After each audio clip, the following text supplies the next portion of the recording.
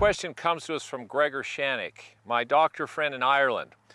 And he's commenting on lag a little bit and on the angle in your wrist. And here's what's critical about this angle in your wrist.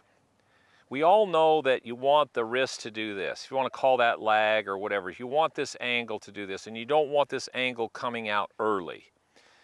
Now, a couple things for this angle to work and be able to create a lot of lag or angle and still be able to hit the ball is, one, when you do that, when you come down, your right hand had better be like this. So when I do that and I create a lot of that angle, you see where my right hand is. Now there's a lot of angle here, but the club face is at a 90-degree angle to my swing arc.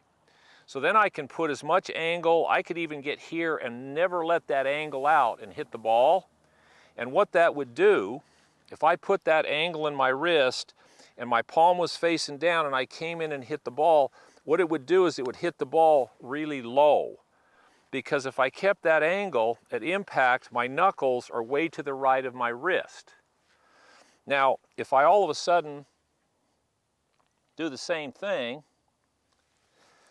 but as I come down, my right hand's here, but as I'm coming into the ball, my right wrist starts to straighten out a little bit. Well, what's going to happen then is when I come into the ball, when I hit the ball's going to start to get up in the air. So what I've done is, where my knuckles are relative to my wrist, the further they are behind my wrist, you can see the face.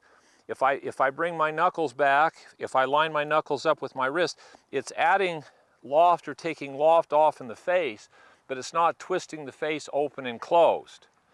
So the key to be able to trust that you can let the club do this with your wrist, you've got to have the correct grip and you got to have the face in the right spot.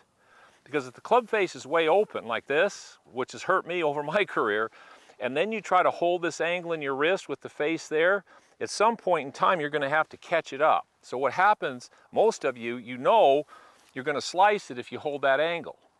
That shouldn't happen. If you hold that angle and you never let go of it, what should happen?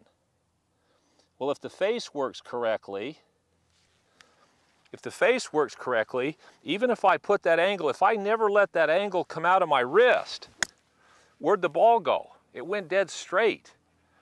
So if that happens, then you're not in a big rush to try to unhinge it, because there you're trying to catch the face up. So the ability or inability to maintain this angle is all relative to the ability to control the face when that doesn't go. If you do it correctly, all this is going to do, this relationship, the further your knuckles are behind your wrist, the lower the ball goes. My knuckles catch up, ball goes higher. It goes past, it goes higher, but they all go straight. So you're working on trajectory, not sideways. That's made the game so much easier for me. I knew that when I first started the game.